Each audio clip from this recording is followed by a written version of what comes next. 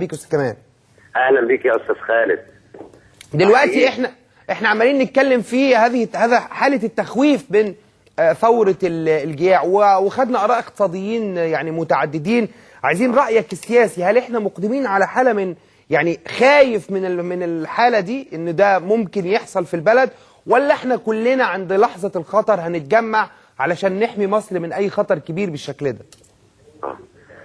احنا مقبلين، احنا في حاله خطر وترقيع الثوب المقطع والمهلهل. انا لا اتفق مع الراي اللي بيقول ترقيع هذا الثوب ده انتهى. ثوب اصلا اترقع لما قال يا بس ايام مبارك، ولا زال القائمين على الامور بيحاولوا يرقعوا. تغطيه عجز ميزان المدفوعات باحتياطيات وهميه نقديه وهميه لا تملك منها شيء، ويملك صاحبها من يسحبها في اي وقت. هذا ترقيع، مزيد من الترقيع. انا بقول لكم على حاجه. موعدنا 1 مايو. احنا بندي انذار للحكومه الفاشله القائمه. نعم. مع موعدنا 1 مايو. احنا موجودين في ميدان التحرير في يوم 1 مايو، العمال والفلاحين، عشان نعلن مطالبنا في تثبيت العماله، في رفع الحد الادنى للاجر، في اطلاق قانون الحريات النقابيه، في اعاده العمال المفصولين، في تشغيل سريع للمصانع المغلقه 4000 مصنع، استرداد المصانع القطاع العام اللي الحكومه طعنت على احكام اللي حكمت لصالحنا باستردادها، وترفض الحكومه وطعنت على الاحكام وترفض استلامها.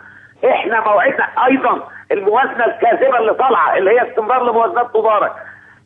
لابد من اعاده النظر في توزيع بنود الموازنه، لابد من اعلان من زياده ميزانيه الصحه وميزانيه التعليم وبند الاجور.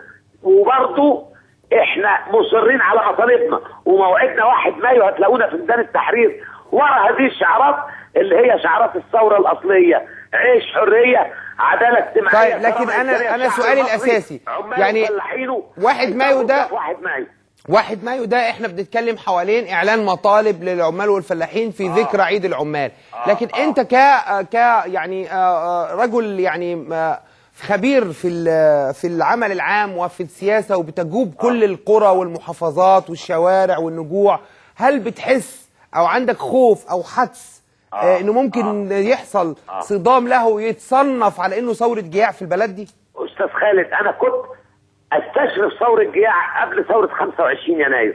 لولا ان شبابنا النبيل رفعوا شعارات اجتماعيه: عيش، حريه، عداله اجتماعيه، كرامه انسانيه، كانت هتبقى ثوره جوع تحرق الاخضر واليابس، زي ما كتبت الكلام ده وقلته قبل الثوره. طب ودلوقتي النهارده وعندما لم تتحقق اهداف هذه الثوره، لا عيش جه ولا حريه شفناها، واولها الحريات النقابيه اللي حرمنا منها النظام الحالي اكثر من النظام السابق، ولا عداله اجتماعيه، ولا زال الدعم يذهب للاغنياء والفقراء ينتقص الدعم بالنسبه لهم. احنا الشهر اللي فات ده يا استاذ خالد نقصد دخولنا كلنا وانت مننا 50% بسبب ارتفاع الاسعار. انا بقول لحضرتك انه نظر خروج ثوره الجوع اللي كنا بنحذر منها قبل ثوره 25 يناير تلوح الان اكثر من اي وقت مضى. الازمه الاقتصاديه اللي بتعم البلاد بسبب، مش هقول فشل القائمون على الامور بس، لا، بسبب انحيازهم الكامل للراسماليه، والراسماليه في احط صورها وابشع صورها.